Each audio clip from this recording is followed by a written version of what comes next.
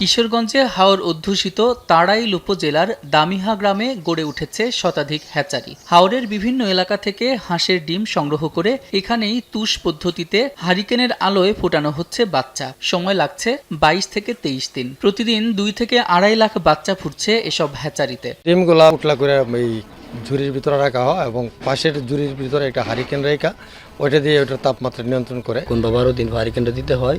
এরপরে যে মনে করেন যে ডিমটা ফুরানো হয়, এরপরে যে নিজে থেকে ডিমটা তাপ দেয়। প্রত্যেক মাস 1 থেকে 1.5 লক্ষ বাচ্চা ফুরানো হয়। 5 শতাধিক খামারি সহ অন্তত 5,000 মানুষের কর্মসংস্থান এখানে। হ্যাচারিকে ঘিরে দামিহা বাজারে গড়ে উঠেছে 20টি আড়ত। ব্যবসা বাড়াতে সহজ শর্তে ব্যাংক ঋণ চেয়েছেন আড়ত মালিকরা। বিভিন্ন জায়গা থেকে লয়া ওইটা আবার আমরা ফেসারি দিই, আর বাকি যেটা লোকাল আয়া এটা আমরা ঢাকা সেল দিই। সরকারের কোনো সহযোগিতা আমাদের এটার প্রতি আমরা পাইছি না। আর্থিক সহযোগিতা বা কোনো কিছু সরকার আমাদের এগুলোর প্রতি কোনো নজর দিচ্ছে না। সম্ভাবনাময় এই ব্যবসার প্রসারে সব ধরনের সহযোগিতা করা হচ্ছে বলে জানিয়েছে জেলা প্রাণী সম্পদ বিভাগ। ভ্যাকসিনেশন থেকে শুরু করে অন্যান্য যে টেকনোলজিগুলো এগুলি আমরা সর্বদাই দিয়ে থাকি।